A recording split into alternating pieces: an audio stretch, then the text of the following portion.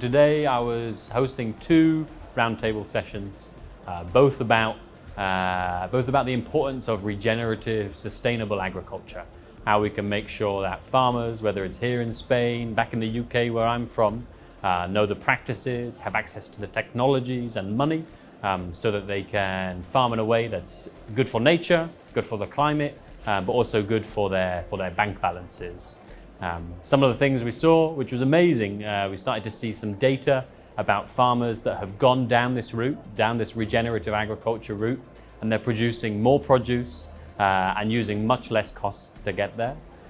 We also heard the importance of changing the business model paradigm that underpins a lot of this stuff. And so instead of us making monocrops in one field, starting to think about how we can have shorter supply chains, the importance of getting the farmers that are near us to get the food onto the plates that we eat from.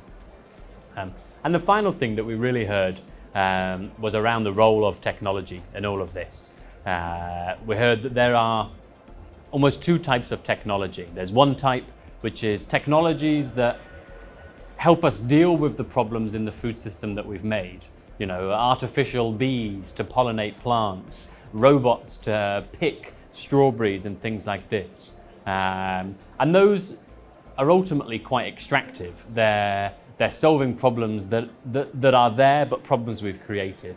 And then we heard about this other set of technologies, things that enable us to farm in better harmony with nature.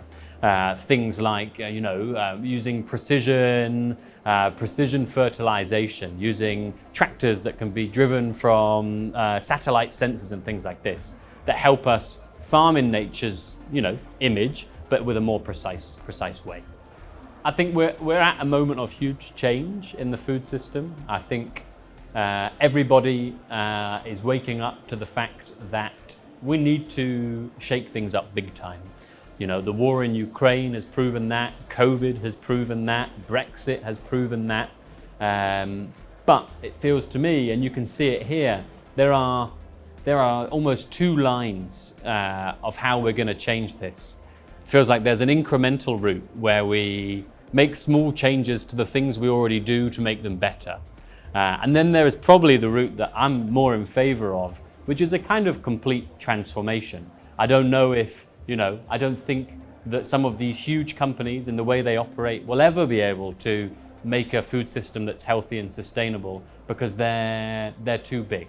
They'd need to change the way they do everything. And so what we were hearing a lot from our speeches is, COVID, the Ukraine war, Brexit showed us that small was important.